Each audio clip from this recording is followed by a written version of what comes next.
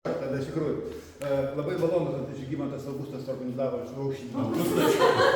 Aš šiandien antrą kartą taip atėjau iškart. Mane sakė, kai krikštijo, tai sakė irgi, sakė Žygimantas Augustas. Na, pataikiau, ne, irgi neblogai.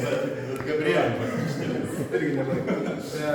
Labai malonu, kad Žygimantas suorganizavo šitą parodą va čia ir sutiko paskaityti paskaitėlėvą.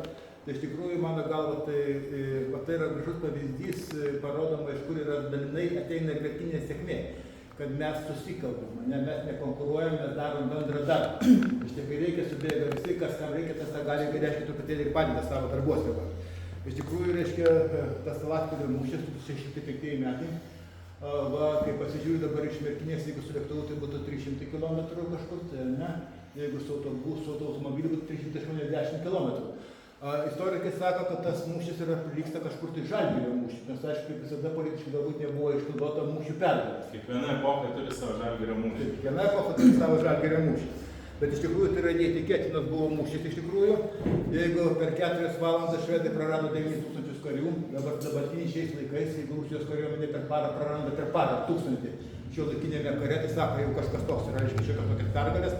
O čia pagalvokime, per 4 valandas 9000 žūsta švedų, ne, tame mūšyje. Paimama 20 patrankų, 60 vėliavų. Tačiau kokia ta mūšio reikšmė yra aplamai tas Livonijos karas, nes galvoju, kažkur tai buvo labai toli, ne.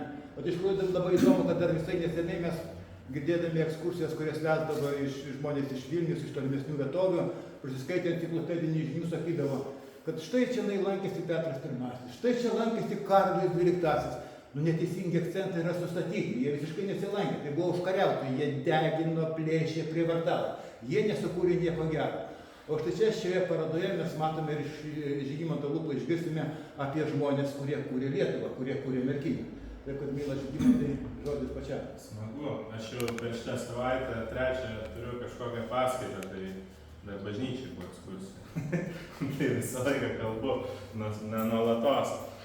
Tai pirmiausia, tai aišku, pati paroda yra parengta Vytauto didžiojo universiteto ir kada galvoja apie tokias temas, kaip Lietuvos didžiosios kunigaikštystės istorijos tos temas, ypatingai karo istorijos temas, jos pas mus yra tiek dar fragmentiškai suvokiamas ir suprantamas, kad daugiau žiūri turbūt per miglą į visą tą epochą, į tą laikotarpį ir kartais iš tikrųjų kaip Lietuvos piliečiam, Lietuvoje gimusiam, užaugusiam, kartais tie Lietuvos horizontai nelabai ir suprantami ir suvokiami. Tai, tarkim, pati karo su Švedija tema, šios pusės matome valstybę kitoje Baltijos pusės jūroje. Ir tas laikotarpis kažkaip ir atsiriboja, atrodo, per kažkokį Baltijos jūros perplaukimą ir supratimą, kas yra ta Švedija, bet esmė yra tai ta, kad mes kalbame apie karus su Švedija, tai būtent kalbame apie Latvijos ir Estijos teritorijas daugiausiai ir būtent apie tą arealą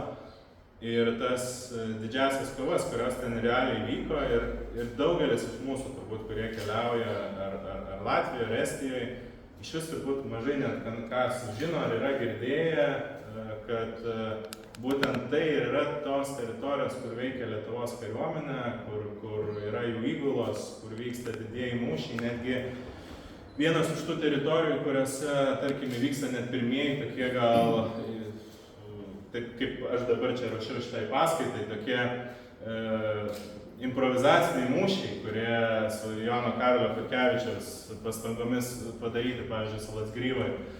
Tai mes apie tai nieko nežinome, o dar yra blogiau tai, kad dažnai, jeigu tai pasimtumėme kažkokią bendrą literatūrą, tai tas naratyvas 17 amžiaus istorijos ir karų, ypatingai su Švedija, su Maskva, jisai dažnai yra įvilktas tik į Lenkijos pasakojimą. Ir Lietuvos vardą labai sunku rasti tame, o aš pastebėjau keliaudamas, tarkim, po Latviją, kad ten Lietuvos iš vis nėra minima. Ir toks vaizdas kartais, kad iš principų. Broliam Latviam turbūt kažkaip nemalonu kalbėti apie tai ir, tarkim, netgi ir Salaspilios mūšis, kur absoliučiai Lietuvos kariuomenė dalyvauja, kur Lenkų kariuomenė yra, jos skaičiai yra labai maži, Lietuvos vardą iš vis nėra minima. Lygiai tas pats Salaspilis, kur prie Daugpilio yra paminklinis akmuo pastatytas Salaspilio mūšį. Mes Lietuvoje labai daug dabar pradėjome apie tai kalbėti Jonas Karolis Chodkevičius, atsiradęs paminklas Chodkevičių rūmuose Vilniuje ir šiaip, ir tas populiarinimas per televiziją, ir per kitur, per medijas, kas yra nuostabu ir gerai. Bet kitose valstybėse dar tas kažkaip Lietuvos vaidmuo labai mažai suprastas ir iš tikrųjų tai yra ir mūsų visuomenės atspindys, nes atvažiavus prie Salaspilio mūšio, tai vietos tai yra stovi akmuo su lenkų latvių kalbomis, apie realiai vos ne lenkų latvių brolybę mūšiuose prieš bendrą priešą, kuriame Lietuva nelabai ir egzistuoja.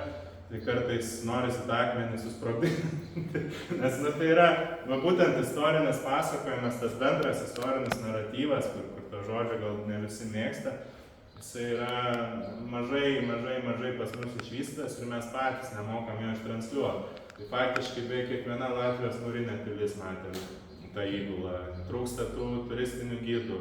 Ir vat, ką Algimantas ir paminėjo, atvažiuoja net mūsiškiai gidai, keliauja Lietuvoje ir pasakoja kitų naratyvus, kitų valstybių naratyvus. Ne mūsų sukurtus, bet vat kitų. Tai ten tas pats Petras I ar Karolis XII, tai yra užrašytas tikrai ne mūsų ir kažkodėl mes tą turėtumėm sureikšminti. Tai va būtent, kad ne, nes tas pats Petro I apsilankymas pas mus, tai pažymėtas Merkinės bažnyčios metrikose žiauriais dalykais, prievartavimais, žudimais, kaimų visais deginimais ir taip toliau, bet kažkodėl staiga tai pastatomas kaip pasididžiavimo vertas dalykas, kai mūsų valstybės, netgi galim sakyti mūsų abiejų tautų respublikos, tas pasakojimas yra visiškai nesuvokiamas iki šiol ir tas perėjimas po Liublino unijos iki šiol ir kažkaip švietimo sistemoje kitur nelabai yra aiškiai suformuluotas. Ir būtent tie karai su Švedija, tai čia išvis yra atskiros dalis, atskiros temas.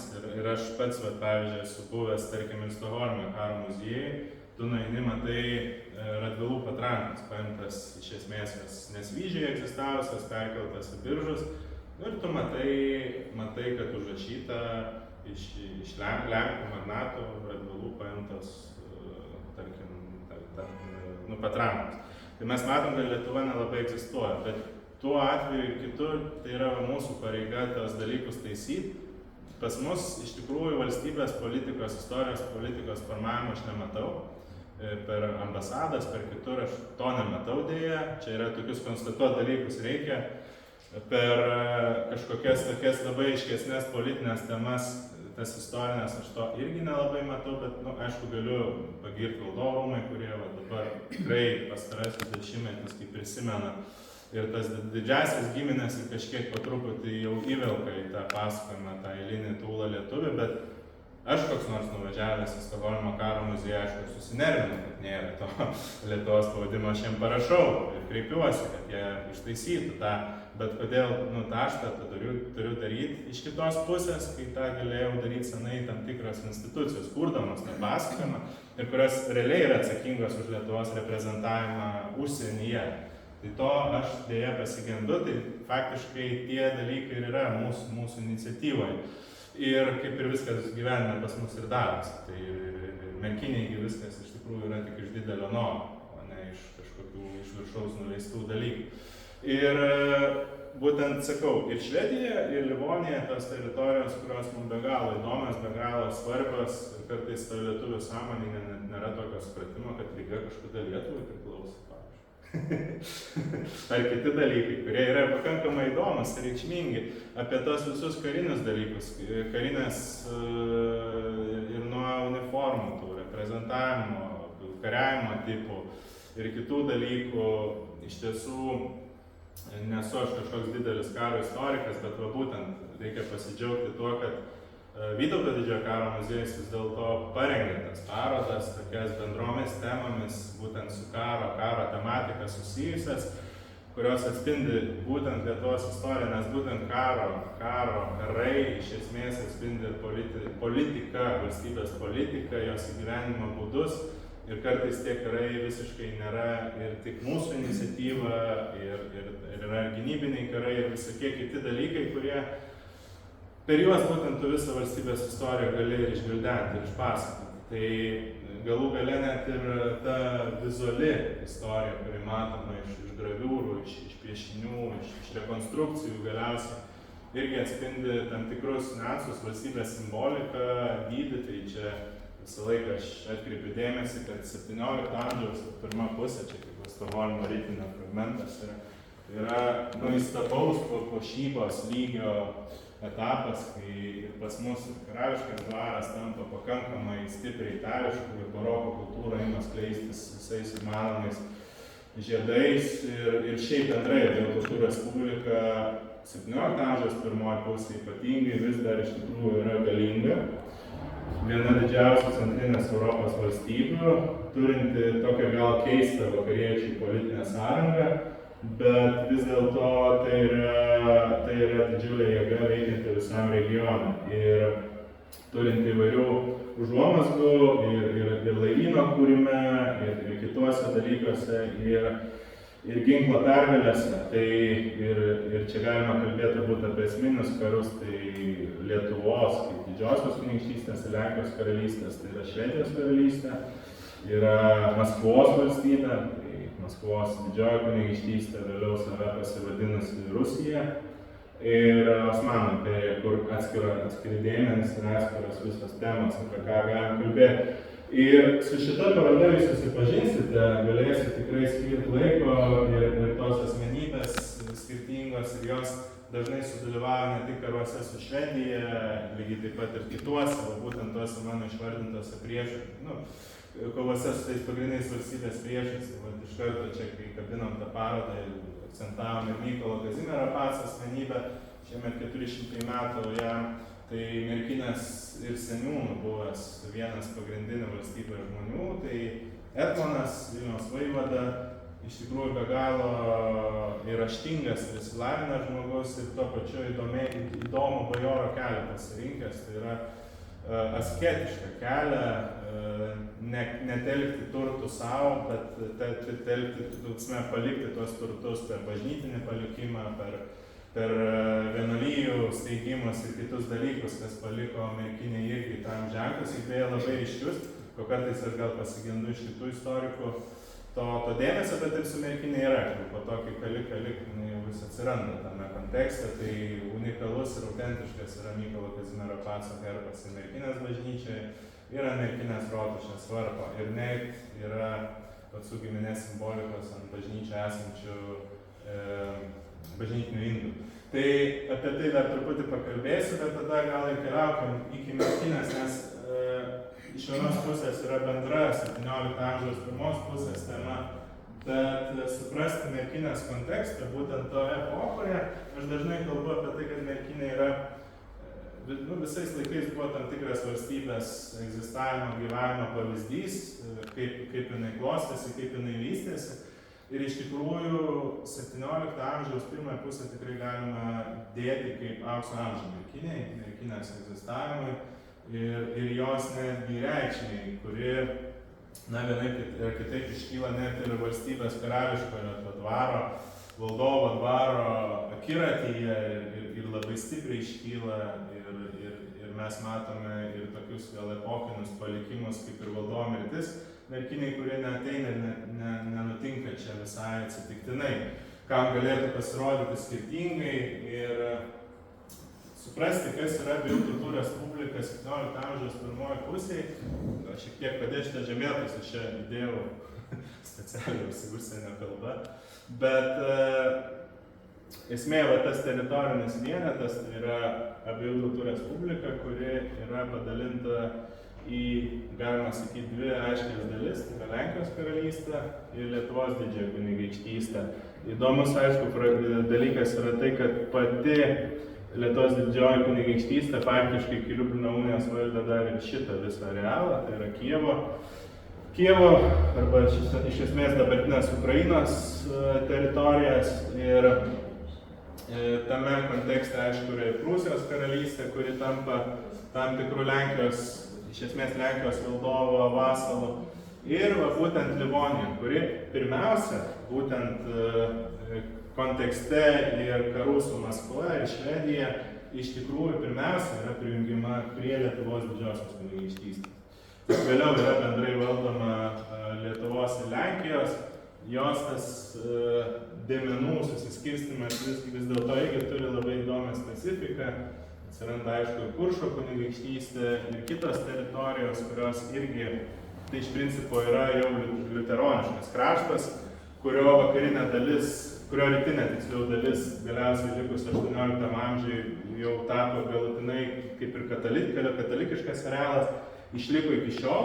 Ir to yra Latvija yra įdomi, kad rytinė dalis, Latvija, kuri dažniausiai susijuojama su liuteronais, rytinė dalis išliko katalikiška būtent dėl abiejų tautų respublikos ir Lietuvos didžiosios kunigaikštystės veiklos.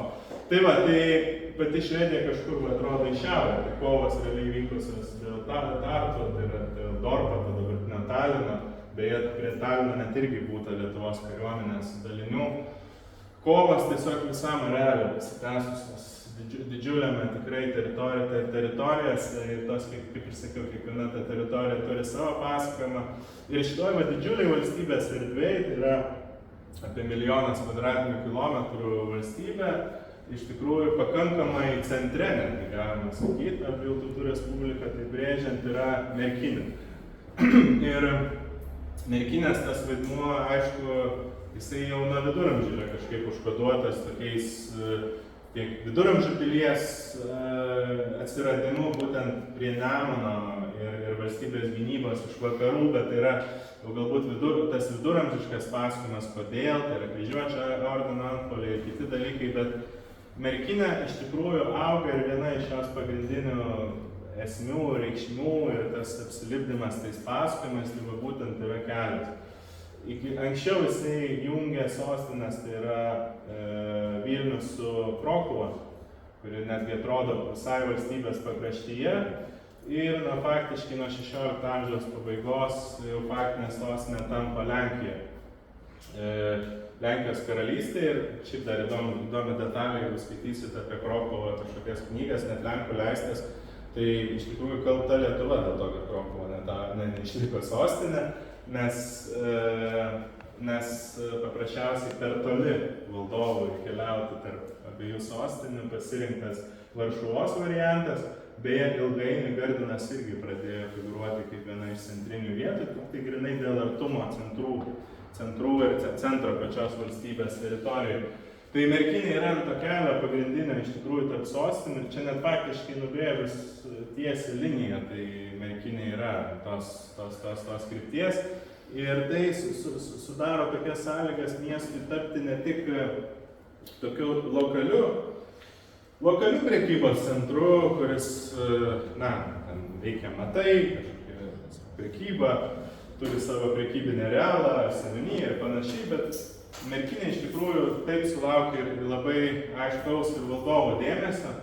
Ir faktiškai visi valdovai iki 17 amžiaus vidurio karo keliavę tarp Merkinės ir iš esmės tarp Vilniaus ir Varšuvos ir Krokuvos anksčiau. Ir būtent tas apsistojimas tai nėra tiesiog, kad atvažiuoji šitą miestą, pernakvoji ir išvažiuoji. Tai yra ilgas buvimas mieste ir ilgas paprastai gyvenimas, kuris trunka ir apie mėnesį, ir apie pusę metų ir labai skirtingas. Tai, sakykit, karališkas dvaras tai jokių būdų nėra valdovas su karieta ir 3 kokiais apsaugos žmonėmis. Tai yra iki 100 ar net daugiau žmonių vykstančių su valdovu.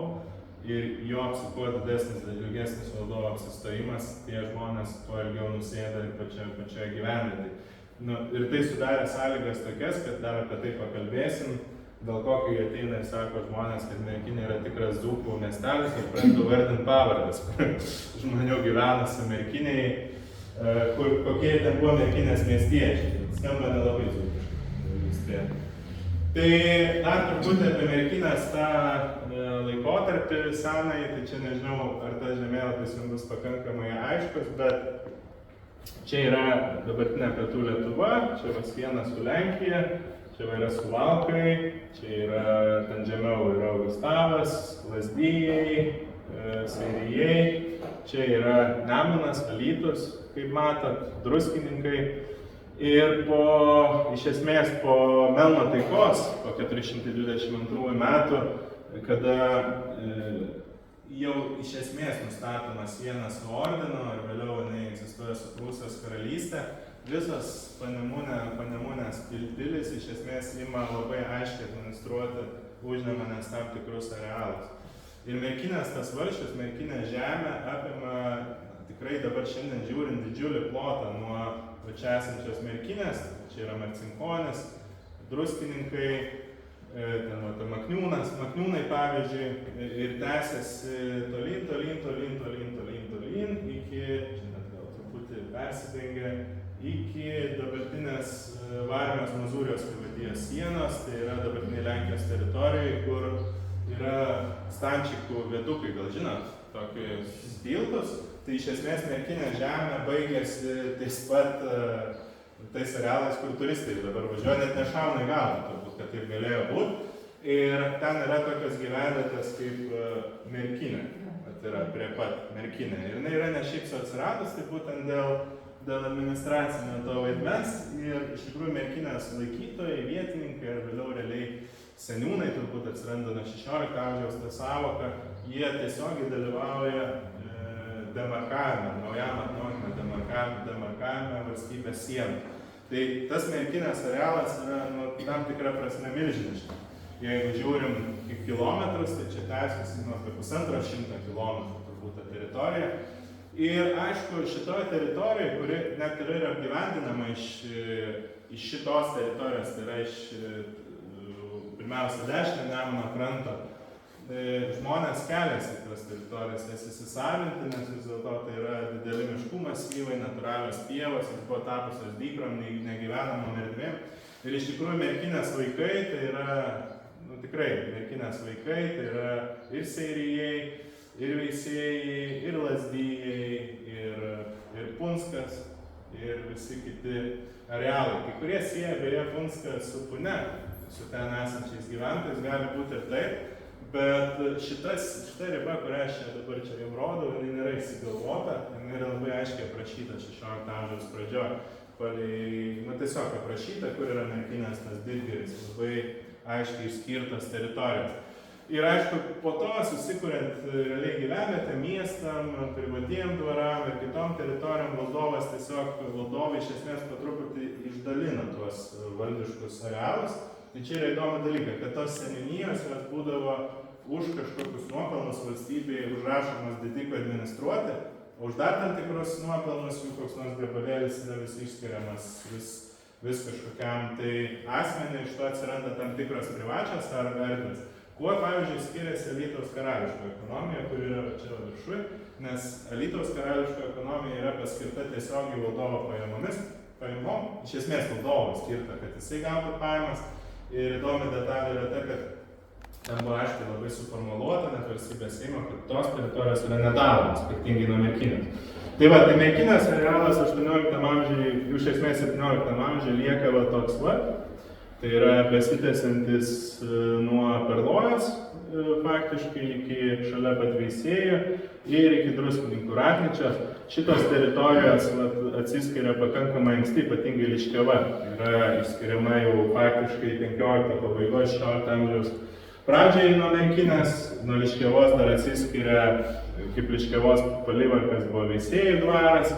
Ir po to Jurgis Kosyla užrašo tas Liškiavos žemės Liškiavos dominikonam, bet formaliai istoriškai Merkinės su Liškiava yra labai aiškiai tiesiogiai susijusios.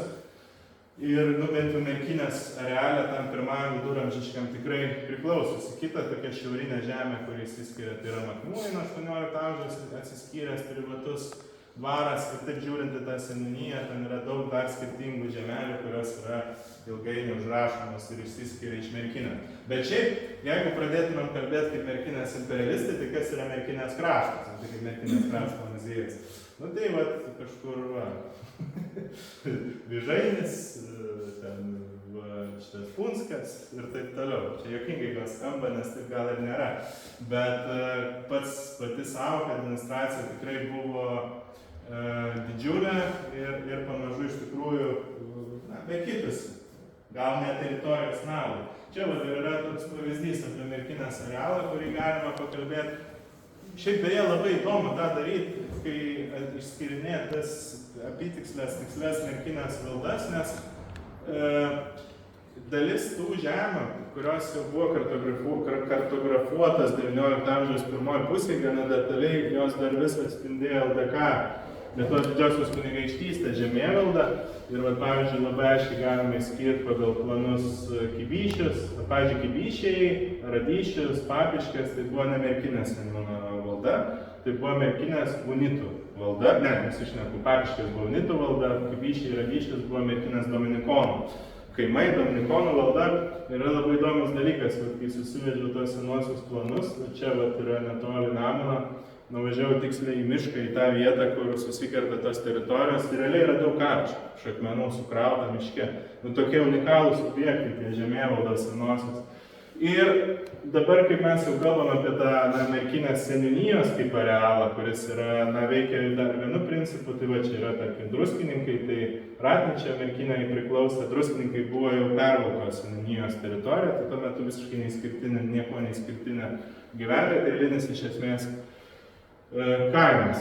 Tai ir šitam dar realiai yra svarbi detalė, tai pakalbėti apie Merkinės Magdeburgiją, tai apie miesto žemės, kurios tikrai nėra tik tai miesto teritorija, kur žmonės gyvena.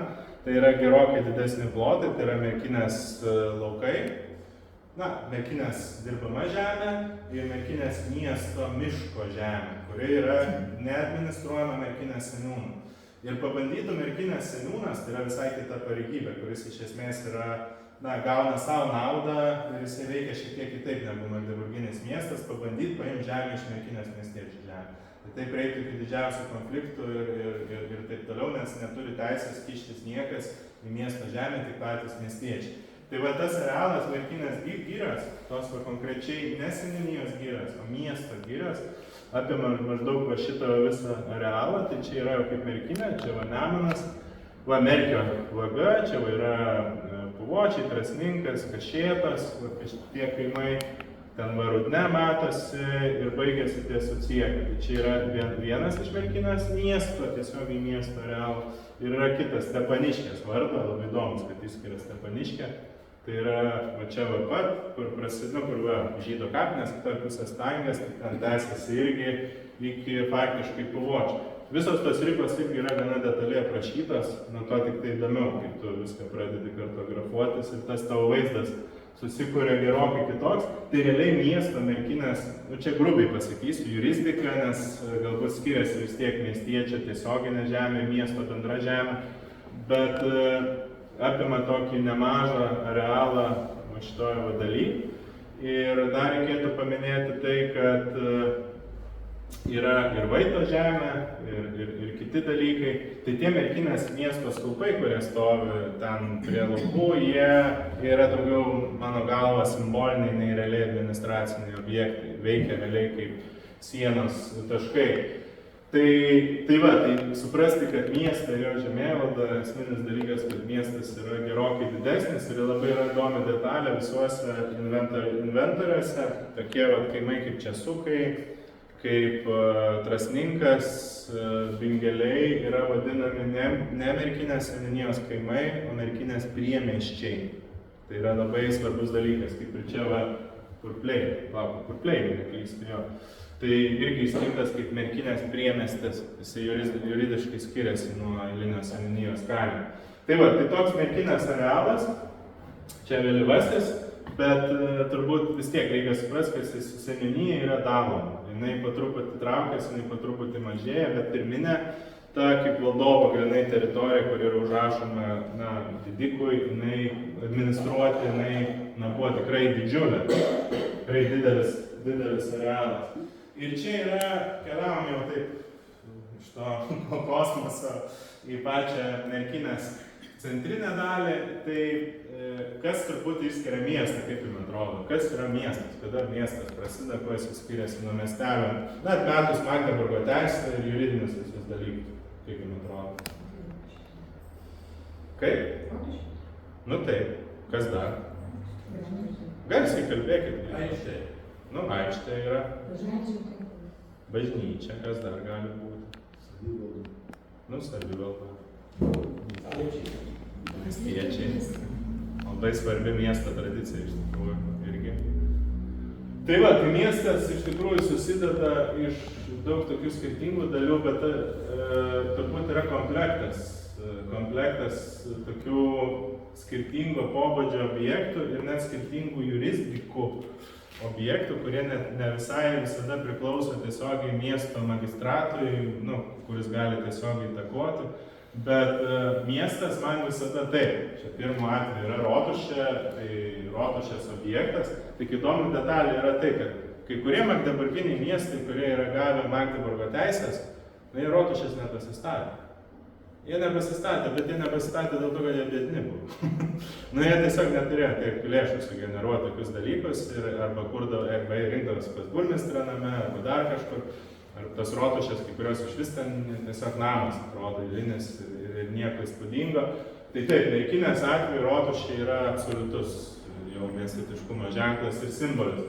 Yra, aišku, parapinė bažnyčia, kuri tikrai nėra esminis dėmuo, nes parapija yra eilinis gali bažnytkaimis turėti bažnyčią, bet Merkinės atveju yra įdomi detalė, kad pati parapinė bažnyčia yra atskirai nuo aikštės. Jis nėra centrinė aikštės vietoje, kaip jūs, pavyzdžiui, kažkokia atvažiavus bažnytkaimį, tu matai, kad ar miestelė, ir ten prie miestelio aikštės stovi bažnyčia, aplinkui ten krautuvas. Tai šito Merkinėj nebuvo, Merkinėj taip, iš tikrųjų centre stovi rotušė. O bažnyčia yra tiesiog dar vienas miesto priedalis. Labai svarbi detalė, kas man miestui tikrai yra kaip besivystančiam centrui ir šiaip besidėliojančiam daiktui, tai yra atsirandanti vienuolijų veikla. Man atrodo, kad vienuolynas mieste irgi privalo būti su savo žeme ir su savo atskira dar veikla ir labai čia skirtingai galim žiūrėti nuo mokyklos administravimo iki kitų dalykų. Ir tokie dar aišku dalykai, kaip pavyzdžiui, mūro statyba. Man atrodo, kad mūro statyba, jeigu mes žiūrim, tarkim, į 16-17 amžių, nepaisant to, kad Lietuvos didžioji kunigaikštystė buvo, miestai dauguma vyro medžio architektūra, bet būtent čia pradeda reikštis privačiuose pastatuose mūro pastatai. Ir Merkinėj tų mūro pastatų yra minima jau nuo 16 amžiaus pabaigos, ne vienas, ne du ir ne trys, kurie priklausė, aišku, vietos pirkliam, burmistram ir kitiem asmenim, ir šiaip, ir didikam, netgi ir seniūnui Merkinės yra minimas ne vienas mūrnamis priklausęs. Tai galiu išskirti tokius kelis, kurie yra minimi, tai vienas pirmųjų, kuris yra paminėtas 16 amžiaus jau faktiškai pabaigoje, kartu rotušės kontekste. Tai yra, kur dabartinis seniūnijos pastatas, ten yra minimas Grigo Polavičiaus pastatas, Merkinės burmistro namas, mūrnamis, kuris vėliau atiteko Dominikonų. Ir ten buvo Dominikonų vienuolynas. Po to išplėstas, perstatas, bet iš tikrųjų, kas įdomu, kad Dominikonai kūrėsi jau ant kažko, kas jau buvo anksčiau. Čia labai svarbi detalė. Ir mūro statyba, gerai, Dominikonai pasistato Merkinėj bažnyčią pirmą, tarkim, 1615 metais. Merkinės rotušė iškyla apie 1500 irgi turbūt kokius 90-80 nėra tokios aiškios datos. Vazos namas atsiranda irgi panašių laikotarpių, 16 amžiaus pabaiga. Įvairūs kiti mūriniai namai irgi pradeda augti Merkinėje būtent šito laikotarpiu. Ir tai tiesiog įrodo valstybės prekybinį augimą, vystymas iš tikrųjų, nes atsiranda iš tikrųjų realiai pinigų, labai aiškesnė atsiranda pinigų sistema, jų pasiskirstimas. Ir būtent mūro architektūra Merkinėje tikrai kyla. Vilniaus gatvė yra minimas ne vienas mūrnamis. Nemunaičio gatvė net yra minimas mūrinis pastatas priklausęs Lietuvos didžiosios kunigaikštystės medžiokliui. Kitas mūrnamis minimas vicemedžiokliui. Įdomi yra vieta, kur mūrinis namas minimas nuo pat 17 amžiaus pradžios, tai va čia leidžiantis Bakščio gatve, tai yra ten praėjus bažnyčia, kur buvo dabar jėzuitų koplytstulpis, ten žemiau po dešinę, maždaug toje vietoje yra minimas tokia gražia pavardė Pikeliai, priklausęs irgi mūrnamis, tai lietuviška pavardė. Panašu, kad ir būtent Pikelių šeimos atstovė Ona ištekėjo už Tomo Karlovičiaus ir jos irgi pavardė išlieka ir figūruoja ir jinai buvo palaidota Merkinės bažnyčioj. Aš kartais netgi bandau susieti, kad Šventos Onos brolija yra kažkaip susijusi su to. nes viskas atsiranda per žmogaus mintis. Ona, žmona, onos brolyje ir kiti dalykai, kurie veikia merkiniai. Tada, aišku, mūrnamių yra ir daugiau ir, aišku, pagrindinis toks centras yra parapinė bažnyčia, kuri iškyla greičiausiai, nors daug kas ją sieja net su Vytauto laikais, aš to nebesieju, net nebeturiu tokių iliuzijų. Aš manau, kad tai yra 16 amžiaus antros pusės pastatas, tai su Zigmanto Vazos privilegijomis ir privilegijų tvirtinimais. Ir būtent mūro architektūra merkiniai suklėsi būtent 16 amžiaus antroje pusėje ir 17 amžiaus pirmoje pusėje. Tai merkiniai mūrinių pastatų yra, miestiečių pastatų yra, ir tai tas miestovaizdis yra šiai dienai sunkiai suvokiamas. Ir įdomus dalykas yra tai, kad kas yra minima, pavyzdžiui, tuose mūriniuose pastatuose, tai netgi išėti toks dalykas. Tai yra inventoriai, kai kurie, kad yra, grubiai tariant, tualetas pastate viduj. Tai yra visiškai besiskiriantis miestiečio namas nuo kaimo gyventojų trobos. Ir vienas esminis sąlygų, kas keičia miestiečio namą, tai yra būtent Magdeburgo teisės privilegijų yra šitas toks dalykas, kad miestiečiai turi įsirengti dūmtraukius. Tai dūmtraukis, ką tai reiškia? Kažkoks pečius. Iš esmės keisti tų, kaip čia pasakyti, dūminių pirkių konceptą į realiai kambarių sistemą suskirstą pastatą. Tai labai įdomus dalykas. Ir dėl ko šitą visą merkinės namišką apylinkiai iš tikrųjų galima rasti koklių. Koklių fragmentų. Labai nėra nieko įspūdingo rasti koklių. Ir šiaip kokliaus gamyba buvo velniškai brangus dalykas. Tai rodo irgi turtingumą. Tai Merkinės mieste iš esmės veikia jau tikrai atsiranda kaminai, pastatai su kaminais, su patalpomis skirtingomis. Mūriniai pastatai turi netgi tokį dalyką, kaip sakau, tualetą, kur, man atrodo, dabar kas iš to, bet tai buvo. Ir iš tikrųjų gerokai įsiskiria miestas, ta gyvensena nuo eilinio apylinkės kaimo ir visiškai kitokių modelių dirba. Aišku, prie centriškumą Merkinės rodo ir dvaras. Dvaras atsirandantis, seniūnijos dvaras, kuris yra dabartinio Merkinės fabriko teritorija. Man šiaip nelabai patinka tas fabriko įvardymas, nes ten tas fabrikas yra tik tai toks blyksnis visoje tos vietos istorija iš tikrųjų, o ne realus istorinis objektas. Tai va, Merkinės užstatymo plotas iš tikrųjų kinta. Ir va, jeigu mes kalbam apie 17 amžiaus pirmąją pusę Merkinėje, tai Merkiniai gyventojų skaičius yra labai aptakus. Labai, aišku, ne vienas miestas neturi tokių tikslų surašę. Bet Merkinės yra skaičiavęs Jonas Veikalaitis, metrikų knygose giminių pavardes. Ir taip preliminariai galima suskaičiuoti katalikų šeimų apie 300. Jūs turėtų omeny, kad Merkinėje gyvena unitai, dar ir unitų rusėnų bendruomenė. Merkinėje gyvena tam tikra liuteronų bendruomenė, kuri nėra didelė, bet magistrato knygos yra minima. Merkinėje gyvena tam tikra nedidelė žydų bendruomenė 17 amžiaus pradžioje, nepaisant to, kad Merkinės pirkliai buvo gavę iš valdovo privilegiją neįsileisti Merkinės žydų, bet žydų šiek tiek įsileisdavo. Bet priklausydavo nuo to, kiek tie žydai veikia ir iki tokio lygio, jeigu nesusikerta interesai. Tai Merkinėje galima tikrai priskaičiuoti apie 3000 gyventojų, turbūt tą galima tikrai padaryti. Ir tas 3000 skaičius yra pakankamai didelis, nes tuo metu tokioje Varšuvoje gyvena turbūt apie 10 000. O Vilnius didesnis buvo miestas už Varšuvą, tai tikrai ten iki 17 amžiaus pirmoje pusė. Varšuva suklėsta 18 amžiaus iš esmės. Ir Krokuva tikrai buvo jau ten arti 20 000 žmonių, tai didžiausias Abiejų Tautų Respublikos miestas, tikrai didelis, iš tikrųjų vokiškas miestas, bet priklausęs Karūnai, tai buvo Gdanskas su 40 000 žmonių. Tai, pavyzdžiui, Gardinas, kokie 7 000 žmonių. Tai toks lygmuo, tai Merkinė šitam regione be abejonės yra didžiausias centras. Ir dabartinė Lietuvos teritorija tikrai galime sakyti, kad 4. pagal dydį turbūt po Vilniaus, Kauno ir Kėdainių. Tai irgi svarbi detalė. Čia man teko paišytis tas posesijas, skaičiuotis pagal miesto inventorių, bet čia yra ta situacija jau po 17 amžiaus vidurio karo. Įdomu tai, kad darant archeologinius tyrimus, tai tikrai kultūrinis sluoksnis egzistuoja gerokai toliau, tai čia ir Nemunaičio gatvės arealė ir kitur. Tai ta merkinė dar buvo dar didesnė pagal posesijas, nes atsitiko, kas atsitiko 17 amžiaus vidury, dar apie tai pakalbėsiu. Bet iš tikrųjų bendrai tariant, kai kurie čia merkiniai, kurie aišku gyvena, jau čia gal tą mano dainelę girdėjo, bet taip, merkinė, jeigu iki 17 amžiaus pirmos, bent jau iki 17 amžiaus pirmos pusės, tai turi Dominikonų konventą su bažnyčia mūrinė, trečias Lietuvos didžiojo kunigaikštystėje įkurtas Dominikonų vienuolynas, miesto rotušė, iš esmės seniausia bažnyčia pietų Lietuvoje mūrinė pastatyta, karališką dvarą, miesto vartus, prie miesto yra minimi vartai, važiuojame tokią detalę, ir upinis uostas, labai svarbus miesto gyvenimui dalykas, tai yra upinis uostas. Ilgainiui tų, pavyzdžiui, bažnyčių skaičius dar auga, merkinė yra 4 bažnyčios, 2 vienuolynai, atsiranda dar jezuitai.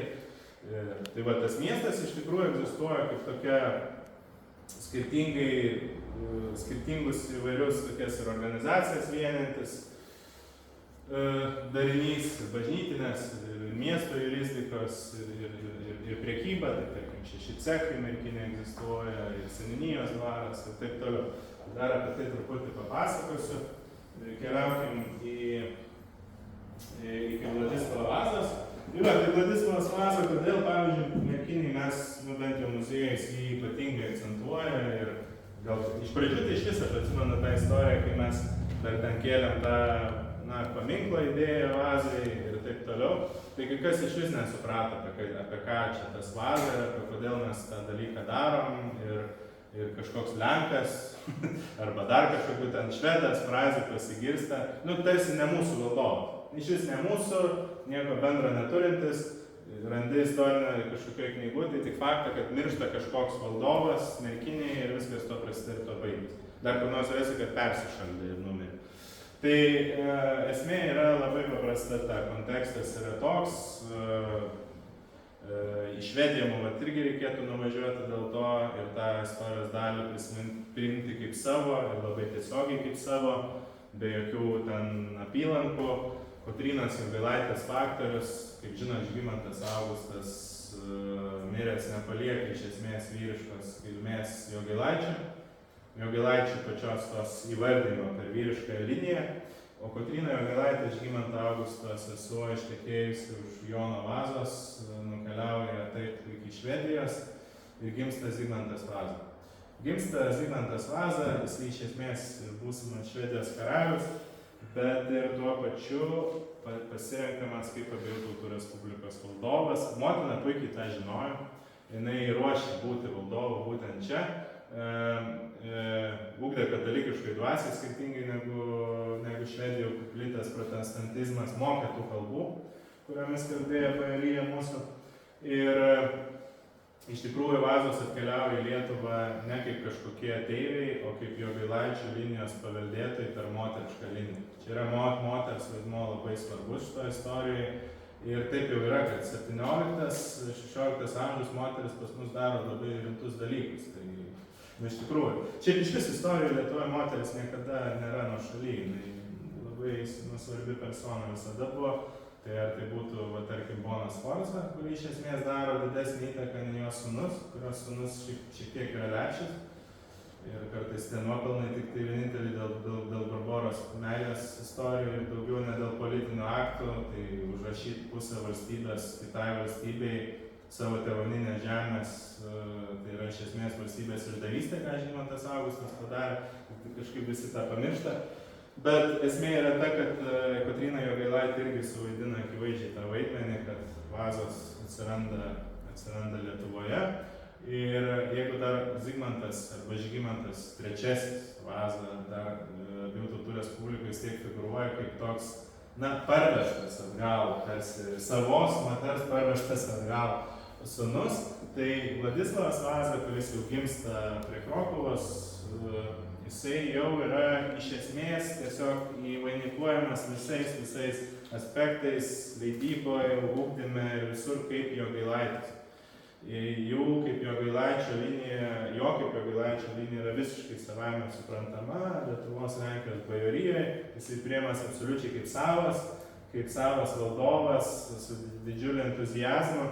Ir kuo Vladislavas Vaza iš vis išsiskiria iš visų valdovų ir po to buvusių po Jogailaičio iš esmės išnirimo tiesioginiu, kad jisai buvo net vadinamas karūnos princu, kas abiejų tautų respublikai buvo visiškai nepriimtina, nes, kaip žinot, elekcinis reikalas buvo valdovas, išrenkamas valdovas, o Vladislavą jau nuo pat jaunystės vadina princu, kaip jau būsime valdovą, savaime suprantant, kad jisai bus valdovas.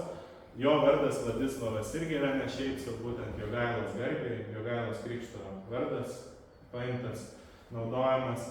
Ir jisai yra visiškai savas. Jisai nuo vaikystės yra ugdomas, auginamas, tarkim, tokių žmonių kaip Petras Karga, vienas iš universiteto kūrėjai. Jisai turi neeilinį iš tikrųjų išsilavinimą, labai tokį didelį žingeidumą ir iš tikrųjų jaunystėje, jo būdamas jauno amžiaus, turbūt net galim sakyti, nėrės iš kailio įvykdyti vienus ar kitus dalykus, kurie jam atrodė labai reikalingi, nes tikrai turėjo labai didžiulį susidomėjimą, kaip į kartais nurašo Vazas, tai kažkaip irgi, kad va čia kažkokie meno domėjosi, ten kažką darė, bet jisai didžiulį susidomėjimą turėjo karybą, kariniais reikalais, prie jo yra irgi vykdomas karinės reformos, tam tikros, ten atgyja ir visos tos patrankų liejyklos ir visi kiti dalykai. Arsenalai, laivyno idėja Respublikos kūrime yra niekada taip ir neįgyventa normaliai, nes valdovas vis dėlto turi problemą, abiejų tautų Respublikoje didžiulį įtaką turi Seimas, tai nėra absoliutinė valstybė, bet kelia labai aiškias, labai reikalingas valstybė idėjas. Galiausiai net ir jam pačiam dalyvaujant karinėse veiksmuose, tai pavyksta sustabdyti ir Smolensko apsiaustą. Tai va būtent prie Zigmanto Vazos net yra toks dalykas, kad iš esmės atsiemamas prarastas miestas Lietuvos didžiosios kunigaikštystės, tai Smolenskas. Čia vėl atskira kalba apie Smolenską, jisai labai įdomus mūsų sampratas yra, nes Smolensko miestą kaip faktorius sovietmečiu visada kišo prie Vytauto didžiojo pulkų, kaip neva rusų dalyvavimą Žalgirio mūšį, kas iš esmės yra absurdas, dėl to, kad Smolensko kunigaikštystė, jinai nieko bendro neturėjo su Maskvos kunigaikštystė, išvis nieko bendro, tai buvo viena iš Kijevo Rusios palikimo dalių, kurią užėmė Lietuvos didžioji kunigaikštystė ir Rusija tą teritoriją užima tik tai 16 amžiaus pradžioje. Tai ta prasme nieko bendro išvis su ta dabar Maskvos valstybė, Rusija ir taip toliau čia nėra. Tai va, bet užima Maskva, tada atsiema 1609 metais su žygiu, tai atrodo irgi tą karinės galios atsistatymą, nes, kaip žinot, tie visi naciai karai su Maskva tikrai buvo sudėtingi, bet Respublikos telkimas buvo visai pakankamai neblogas, nepaisant visų tų sudėtingų procesų, kurie visada Respublikoje vyko dėl tų bajorų laisvės, dėl liberumbetų ir kitų tų momentų. Bet Vaza, iš tikrųjų, Vladislavas buvo tikrai telkianti asmenybė, jisai daugeliui pritiko, jisai buvo net ir tolerantiškesnis už savo tėvą gerokai, kažkaip supratęs visas vietinės subtilybės gerai, nes ten užaugęs čia yra, ir galų gale ir tas jo palikimas, taip ir kažkaip ir asocijuojasi su tą aukso amžiaus pabaiga. Ir Merkinė yra iš tikrųjų išgyvena irgi labai įspūdingą laiką su jo buvimu. Mes kartais sunkiai galim tą suvokti, bet kada abiejų tautų Respublika, ta, kuri 1 milijoną kvadratinių kilometrų dydžio valstybė, kai kurie net didesni miestai sulaukia valdovo kartą per 10-metį, kai kurie išvis nesulaukia. Kai kurio valdovo pasirodymas prilygsta, kaip dabar popiežius kur nors atvažiuoti. Tai valdovas pas mus reguliariai lankosi kas 3, kas 4, kas 2 metus su ilgom viešnagėm, ilgų pasibuvimų, akivaizdus Merkinės polinkis į tą Merkinę, domėjimasis tą Merkinę.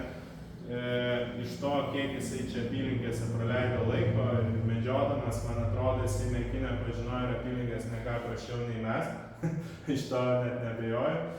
Ir tas supratimas to arealo, ir aš net gal sakyčiau, gal net dar geriau mus pažinojo, dėl to, kad būdamas tardamas prieš karūnos princu, jisai tiesiog valdė seniūniją Merkinės, nepaisant to, kad jie turi savo administratorių seniūnijos, kuris irgi daro tam tikrus dalykus, procesus, tai mokesčių surinkimas ir kiti procesai.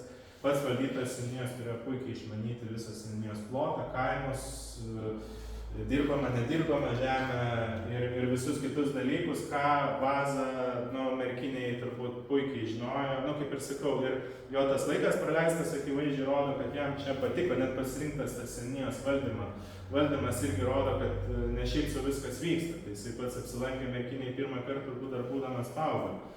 Su tėvu keliaudamas, čia aišku dar galim kalbėti ir apie Meilužės istoriją, tai jisai tą Meilužę merkinę būtent atveža. Ne dėl to, kad tiesiog vedžiau pirštų žemėlapį tašką ir jinai čia atvažiavo, o dėl to, kad jisai pats valdęs merkinės seniūniją, puikiai išmanė, žinojęs aprūpinimą, finansus ir visus kitus dalykus, tiesiog jai sukuria patogią, jam pačiam pažįstamą, kaip čia, aplinką, kurios jis pats mėgsta pabūti, atvažiuoti ir taip toliau.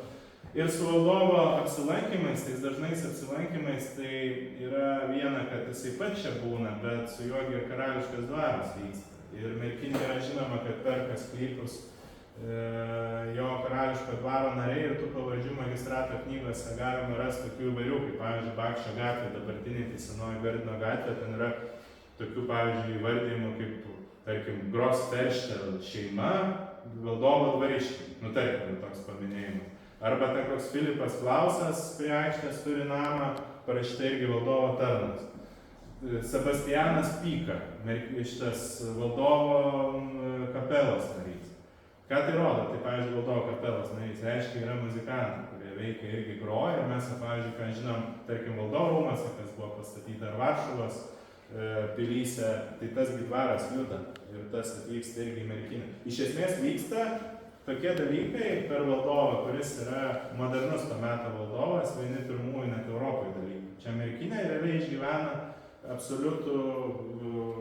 absoliutų, ta prasme, netgi pionierišką vaidmenį visoje Respublikos teritorijoje, tokia kaip tampa poilsio, gal tam tikra baze, sustojimo vieta, laiko praleidimo vieta. Ir tada valdovas tiesiog vykdavo toliau ir irgi jų tikrai valdovo mėgtą miestą, tai yra Gardina. Gardinas irgi yra labai įdomus, specifiškas miestas. Apie Gardiną dar aišku, čia irgi galima kalbėti, irgi labai įdomus centras.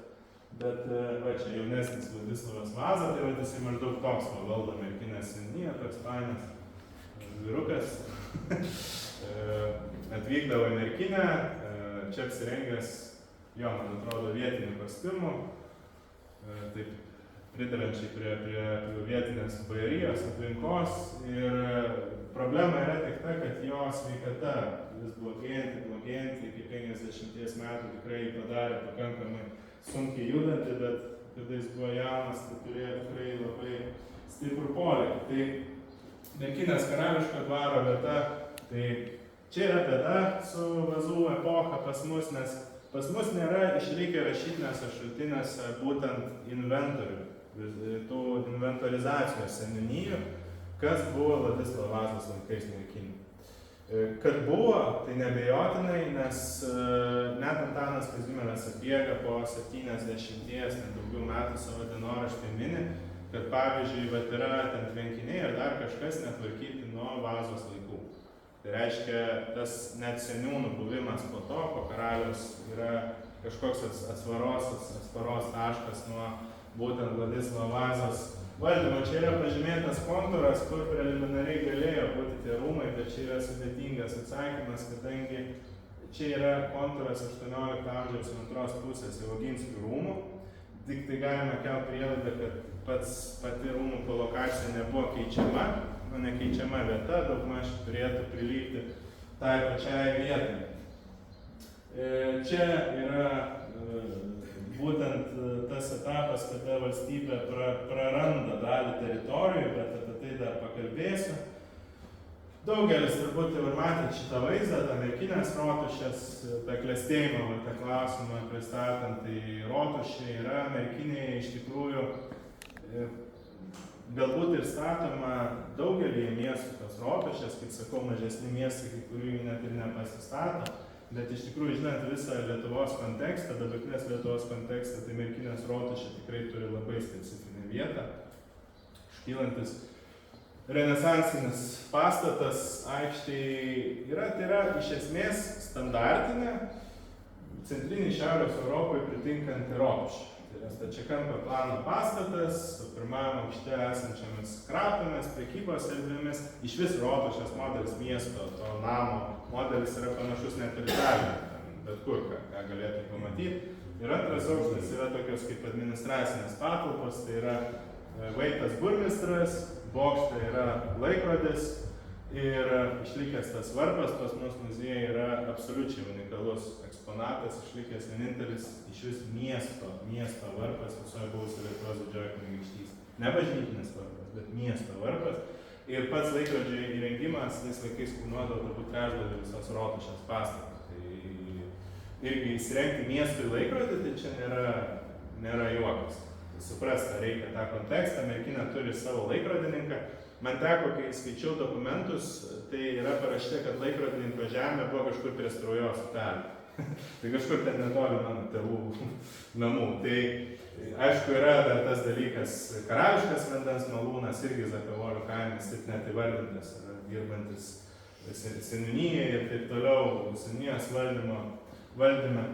Tai va, tai merkinės rotušė, tas elementas, Vazos namas, tai va, valdovo mirties vieta, ta vieta, kurioje užgęsta tas valdovas, iš principo baigėsi visa epocha. Ir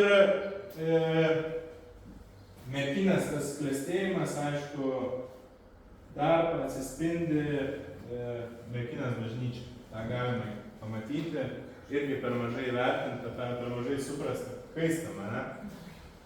Tai merkinė esantis dailės kūriniai, tai yra ikoniniai iš esmės Lietuvos dailės istorijos kūriniai. Šiai dienai merkinės bažnyčia neturi net knygos išleistos iš tikrųjų apie koks tai yra objektas. Ir čia yra, pavyzdžiui, Čenstakavos Dievo motinos paveikslo kopija, sukurta apie 1600 metus. Tai yra būtent Vazų dinastinės valdymo laikai, merkinės miesto klestėjimo laikai, atsirandantis paveikslas ne šiaip savo, nes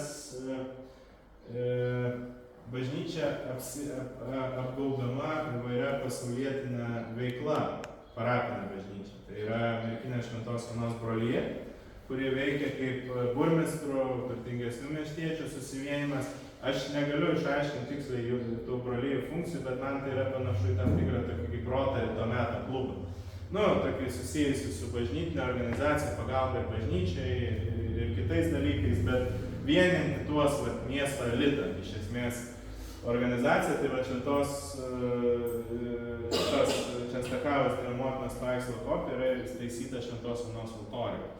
Tai va šitas paveikslas yra greičiausiai iš to palikimas, yra šitas įstabus irgi kūrinys kairiajam bažnyčios šoniniam altoriui, tai yra mergelė Marija Dangaus karalienė, atkeliavusi iš merkinės dominikonų bažnyčios, irgi buvusios išlikę, ta prasme, niekas neišliko, išskyrus šitą kūrinį ir dar keletą bažnytinių indų. Tai jau stebuklinguoju pripažintas 17 amžiaus antroji pusėje, kas tą rodo stebuklingumą, tai būtent aptaisai.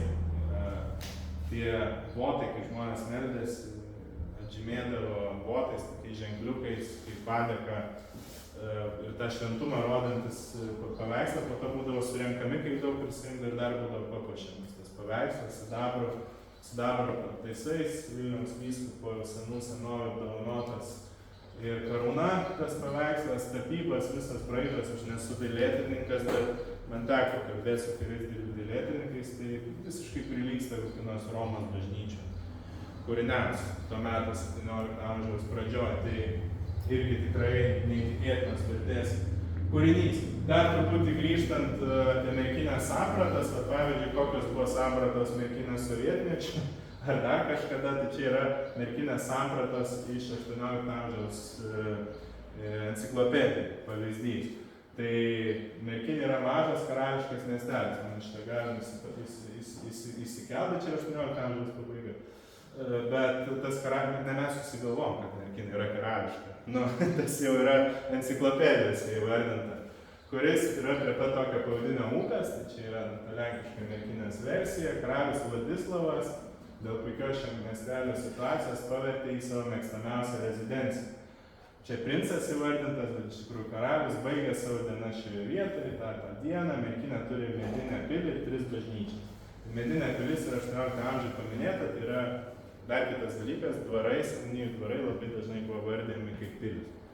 Čia nieko labai skirtinio nėra, bet Merkinės, nieks nesuklystų, Merkinės dvarą pavadinę pilim yra 18 amžiuje. Mykolo Kazimiero Paco asmenybė ir visi šitie kiti dalykai, tai yra nuostolio Merkinėje, aišku, ženklas ir kas atsitinka Merkinėje 17 amžiaus viduryje, tai ta didžioji katastrofa 17 amžiaus vidurio, kuris sutampa su ta virtinė visų dalykų, Vazos mirtimi Merkinėje, prasidėjusių kazokų sukilimu. Tai vat aš kartais sakau, ukrainiečiais, na dabar ten mylim, tikrai gerbiam ir už juos pačius ten meldžiamės, bet kazokai pridirbo daug. Tada mums pridirbo daug, nes iš esmės sukilę prieš pirmiausia Lenkiją, prieš Lenkijos karalystę, sumušus Lenkijos karalystės kariuomenę, pradedami spausti, iš esmės jau pradedam mėginant sutvarkyti tos sukilimo reikalus, patys pasiprašė Maskvos pagalbą. Ir nuo 17 amžiaus vidurio taip patys pasidarė, kad Kijevas tapo Maskvos valstybės dalimi su visu tuo stačiatikišku naratyvu, pasakojimu ir visais tais dalykais, iš ko praėjus šitiek metų dabar kapanojasi Ukraina. Ir pasiprašysi Maskvos pagalbos, aišku, viskas yra labai patogu, atsiranda ir Švedija ir valstybė tiesiog per faktiškai du frontus nebeatlaiko, subyra visą gynybą krašto ir pirmą kartą istorijoje Vilnius yra užimamas tūkstančiai, net ne tūkstančiai, šimtai tūkstančių žuvusių, valstybė praranda apie pusę gyventojų, įsivaizduojat, kas turėjo darytis tuo metu. Ir čia yra įdomi detalė, kada, žemėlapį darysiu, kada įvyksta būtent invazija, Maskvos invazija į Lietuvos gilumą, kita dalis užimama Lenkų, tai didžiausius smūgius, iš tikrųjų, kaip būtų paradoksalu, išgyvena va šitie rytiniai miestai, kaip Polockas, Vitebskas, Mstislavlis. Ir tas rusėniškas pasakojimas Lietuvos didžiosios kunigaikštystės tada va taip ir išsikvepia. Nes tie miestai yra visiškai skerdžiami, jie išžudomi. Ir tas gudiškas naratyvas toks tampa toks labai kažkoks slidus, ir jie patys to kažkaip iki šiol neįsigrina, nesupranta, bet jų didžiausi praradimai ir yra tada. Nes kai kuriuose arealuose nebelieka apie 80% gyventojų. Dingsta kaimai, užželia keliai, viskas. Ir maskvėnai, kai veržiasi į šitą teritoriją, veržiasi kaip į tam tikrą katalikišką arealą ir skerdžia visus. Visus, naikina visus, viską, kas juda, kas vaikšto, plėšiamas kraštas totaliai. Vilnius, įsivaizduokit, Vilnius klestintis miestas. Tai yra kelis šimtus metų buvusi sostinė, niekada nepatyrusi jokios apsiausties, jokio tokio karinio didesnio konflikto, nuskyrus, aišku, maro epidemijos ir kitus dalykus, kas buvo būdinga tai visai Europai. Ir vis tas klestėjimo per daugelį šimtmečių sukauptas tas lobynas yra tiesiog išplėšiamas, išgrobstamas, net nulupami net stogai nuo pastatų. Ir Merkinė irgi šitam kontekste labai aiškiai yra užfiksuota, konstatuota, kad net valstybės Seimo nutarimuose, kurie dėlioja taškus, kas vyksta valstybei, labai aiškiai parašyta, net išskirta tuo nutarimu, kad Merkinės miestas yra sunaikintas. Tiesiog taip parašyta, Merkinės miestas yra sunaikintas. Ir iš tikrųjų sugriaunama, suniokama visas miestas, nieko turbūt iš gyventojų skaičium irgi pasigirti negalima, lieka tik tai keli gyventojai, išsibėgioja, tai lydi maro epidemijos, visi kiti dalykai, tai va 17 amžiaus vidurys yra tragiškas visai valstybei. Čia jau tik tai kruopelytės yra tai, kad mes prarandam šiaurinę Livoniją, Smolenską, tada galiausiai prarandam Smolenską 17 amžiaus ir antroje pusėje ir dar labai svarbus dėmuo Ukrainos visai istorijai, tai yra Kijevas. Ir ta Kijevo metropolija, kuri egzistavo iš esmės atskira nuo Maskvos, kuri kūrė ir tą LDK stačiatikišką pasakojimą, visiškai kitą, tampa Kijevo dalimi. Ir po to, tiksliau, tampa Maskvos dalimi ir po to Maskva labai dar visą taip įriša į tokį propagandinį aparatą, kuris labai veikia 19 amžiuje. kad neva Vilniaus cerkvės tai yra tikri rusiškumo įrodymai šitam šiaurės vakarų krašte, kurios tos cerkvės nieko bendro su Maskva neturėjo. Tai bet čia atskira tema. Tai va, ir tas yra toks rėžis, tikrai kirtis siaubingas, didžiulis ir iš tikrųjų nei Merkinė, nei Vilnius, nei Gardinas, nei visi kiti abiejų tautų respublikos miestai niekada nebegrįžta į tą pirminį klestėjimo etapą. Tai va, tai tas va dalykėlis ir tai stebuklas, kad išlieka, pavyzdžiui, kažkas juos išsaugo. Tai yra istorijos, kurių mes nežinom, bet kažkas šitos kūrinius turi išsaugo. Kaip ir Merkinės ten kažkokias ten bažnytinės taurės, kažkas buvo slėpę, kažkur mes nežinom šitų dalykų, bet šitie paveikslai tikrai turėjo būti slėpiami, saugomi. Nes žinant iš Maskvėnų tų invazijos detalių, tai ten nesunku buvo tiesiog užsilipti ant altoriaus ir ten dergti, ta prasme, daryti reikalus. Tai šiaip nestebina, tiesą pasakė, žinant dabar karo Ukrainoje kontekstą. Tai va, tada Merkinė 18 amžiaus antroji pusė, 18 amžiaus antroji pusė iš tiesų išlaiko tos miestietiškos bruožus, jinai yra atkuriama, būtent Mykolo Kazimiero Paco iniciatyva yra daug kas daroma, bet jinai jokių būdų nebėra tas toks turintis didelį potencialą miestas ir miesto rotušė aišku egzistuoja, Merkinės bažnyčia būtent atnaujinama Mykolo Kazimiero Paco lėšomis, vis dėlto Merkinė papildo irgi per laiką kažkokie irgi tam tikri, vis tiek gyvenimas tęsiasi, vystosi. Tai tokie irgi čia iš Merkinės bažnyčios, bet čia yra Merkinės jėzuitų palikimas, tai Kodenė šitą Dievo motinos paveikslą kopija, toks irgi pavyzdys, tai jėzuitų Merkinės palikimas. Tai atsiranda tokių dalykų, bet tas ekonominis potencialas, tas visas toks tas klestėjimo momentas, tas juntamas net iš tų raštų dokumentų, na, jisai jau nebėra toks. Ir netgi, pavyzdžiui, pačioje 17 amžiaus pabaigoje sudarytas Merkinės inventorius, tiesiog surašyti sklypai, tai toks baisus vaizdas, iš tikrųjų, kas trečias tuščias. Ir Merkinė iš tikrųjų netenka bent jau mažiausiai apie pusę gyventojų per tą karą. Ir tas gyventojų skaičius, kol vis tiek miestus svarbiausia turėjo gyventojus, o ne kažką. Ir tas gyventojų skaičius tikrai yra lėtai atsigaunantis ir tas miesto, tas augimas nebėra toks aiškiai išreikštas. Labai dar svarbi detalė tai yra tai, kad kaip aš kalbėjau apie valdovo vizitus, buvimą valdovo valstybei, tai kaip ir Vilnius yra apleidžiamas valdovo iš esmės. Nebėra valdovo, taip ir Merkinėj nebėra, nebesilanko valdovo, jų nebėra. Ir tas karališkas dėmuo, skiriantis tą visą Merkinę, jisai išnyksta, bet yra tų vietos, aišku, didikų dar reliktai, tai yra Bergofo paveikslas Merkinėj. Tai retai labai atidengiamas. Aš net visai nesenai sužinojau, kad jis iš vis buvo suviniotas ilgą laiką Zakristijoje. Tai čia kažkas restauravo, ne taip senai dabar pavardės nebeatsimenu, tai restauravo kai kur nelabai gerai, bet tai irgi įspūdingas tas kūrinys, dar kaip ir Lietuvos didžiosios kunigaikštystės reliktas, tai šio autoriaus darbai dabar yra dėja išlikę tik tai Vilniuje ir Kaune, o sudegė dar Balbieriškyje ir Labanore. Tai kartais labai gražu, kai bendruomenės atsistato bažnyčias, kaip Balbieriškyje ir kitur, ir Labanore tam pačiam, bet tai, kas jose buvo, tu niekada nebesugrąžinsi. Tai va dėl to, kad šitos daiktus reikia kalbėti, kad tu suprastum jų vertę. Tai irgi ypatingas baroko kūrinys ir iš tikrųjų vienas iš Merkinės simbolių ir Merkinės. Čia, pavyzdžiui, Šventas Rokas, tai irgi yra tas dalykas, kuris 18 amžiuje iš tikrųjų tampa Merkinės globėjai. Kai Vilnius turi Šventą Kristoforą, tai čia yra Merkinės globėjas, Šventas Rokas. Labai paprasta taisyklė. Tai kai mes turim, pavyzdžiui, gerbą vienaragį, Merkinės gerbės vienaragis, miesto globėjas Šventas Rokas. Viskas labai paprasta. tai vyksta Švento Roko atlaidai. Istorija irgi susijusi su tais tragiškais įvykiais mieste. Maro metais, 18 amžiaus pradžioje, tai Merkinės metrikų knygos žymi tokį dalyką labai įdomu, kad nėra net ką rašyti metrikos knygų.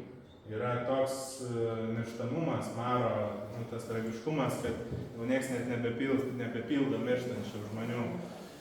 fakto. Ir čia yra lotyniškai įrašyta, kad Merkinės miestas dėkingas šventajam Rokui už ligos sutramdymą, nes tokia yra legenda, kad realiai tokio net iš kažkokio jau net stebuklo laukimo tas maras pasitraukia, būtent nešant šventojo Roko paveikslą. Tai pats kūrinys, aišku, neteisingai datuojamas 19 amžiaus, iš tikrųjų čia pagal tapybą ir pagal viską tikrai galime priskirti 18 amžiaus rankai ir vėlgi sakau, tas ištirtumas Merkinės bažnyčios vis dar yra keblus, bet kažkaip mes per muziejų pabandysim sutvarkyti šitos reikalus.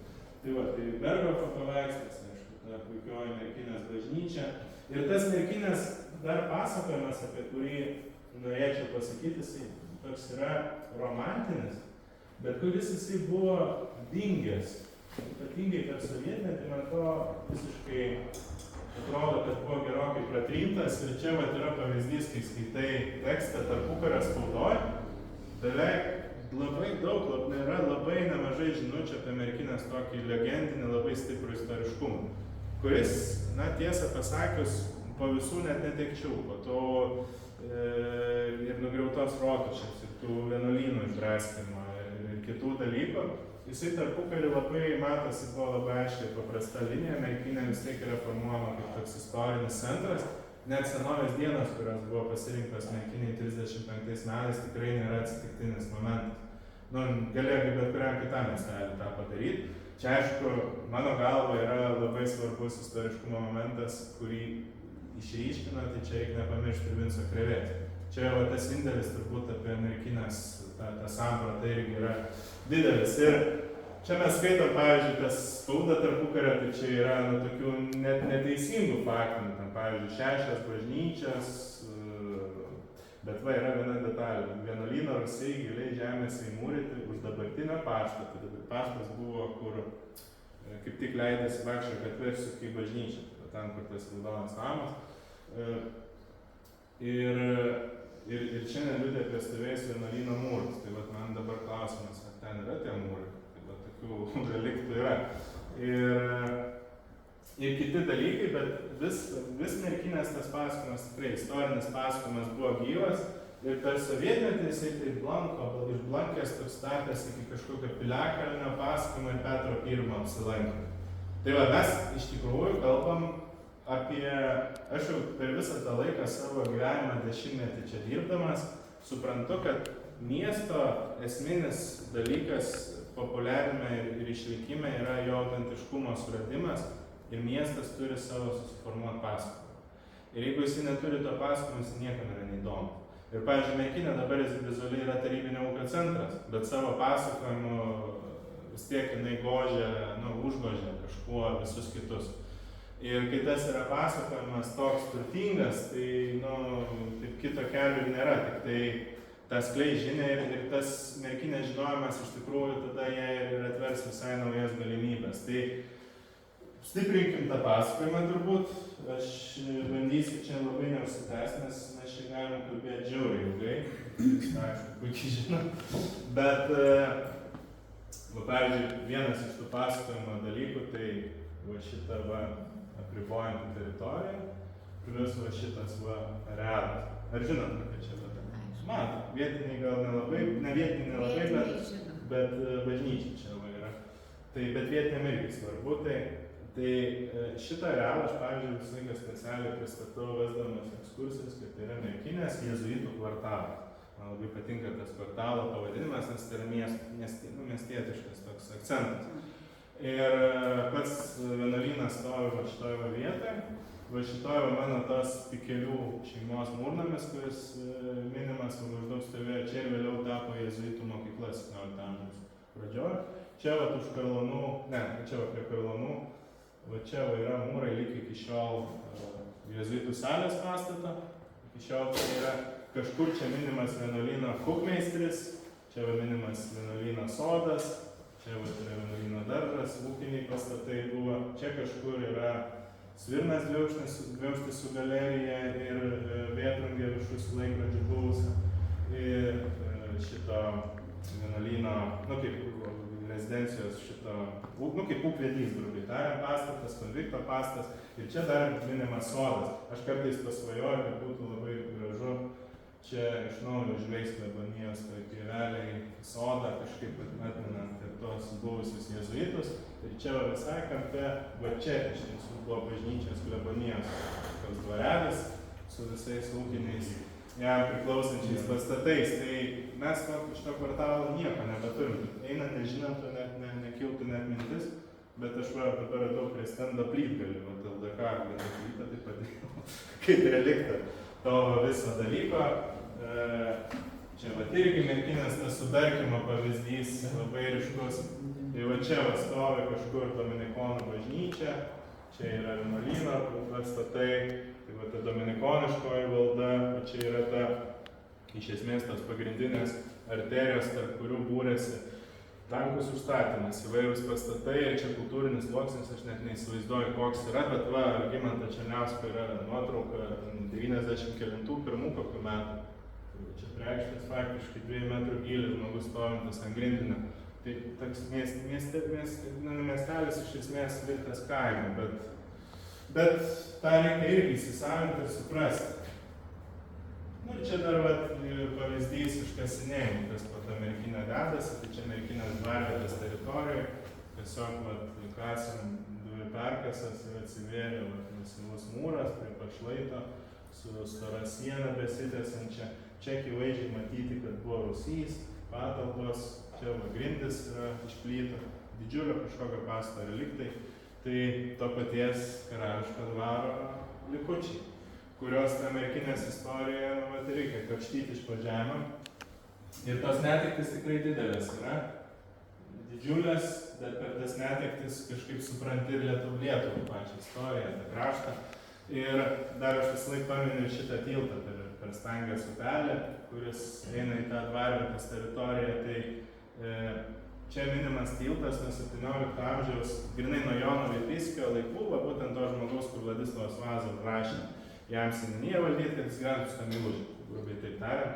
Tai minimas tas tiltas, bet 18 amžiaus pabaigoje jis yra detalizuotas, ko gero buvo ir perstatomas, bet jisai aprašytas yra tiek Johano Bernoulli, tokio šveicarų filosofo keliautojo ir tos įspūdžius Merkinėj, kad stovi tiltas su suoliukais, skulptūromis ir taip toliau. O seniūnijos inventoriui ir sąskaitų knygos yra netgi detalizuoti tokie dalykai, kad Švento Nepomuko ir Florijono skulptūros stovi ant pačio tilto ir dar buvo pasamdytas dailininkas Gorskis pavardę, kuris tą tiltą ištapė. Įsivaizduojat, kokio puošnumo tiltas turėjo būti. Tai čia tik tai toks abstraktus vaizdas to. Tai, na, aš taip vis pasvajoju, kad tai galiausiai tą sutvarkys, gal gatvę kažkada sulauksim, nežinau kada. Tai bent jau Švento Nepomuko ir Florijoną tai tikrai reikėtų pastatyti toje vietoje kaip tokį atminties ženklą. Čia Merkinės dvaras, bet čia 18 amžiaus ta vizija, kuri dabar tose būtent Merkinės fabriko teritorijoje. Čia yra įdomus dėmuo ir čia turbūt ne veltui ta viena iš paskutinių nuotraukų, tai būtent tas miesto klestėjimo samprata būtent galbūt ir susitelkia būtent į Vazos namo istoriją ir į valdovo mirtį, ir čia yra tas toks tragizmas tarp to įspūdingo epochinio Merkinės egzistavimo ir tų netekčių, ir tas Vazos namas, nepaisant visko, net ir griovimo visko, kažkaip išliko Merkinėj. Atrodo neįtikėtina, ir tos neįtikėtinas istorijos ir vietinio net indėlis yra, kad tas kažkaip išliktų, bendruomenės, miesto bendruomenės rankos objektas, aš manau, tikrai, formuoja būtent tą Merkinės naratyvą kaip esminis pastatas. Tai kažkaip reikia apie jį kalbėti, galvoti ir prikelti. Tas projektas kiek ir juda, tikėkime, galbūt tai bus jau net ne 5 mečių, ne 10 mečių klausimas, bet poros kelių metų klausimas. Tai turbūt tiek ir pabaigime.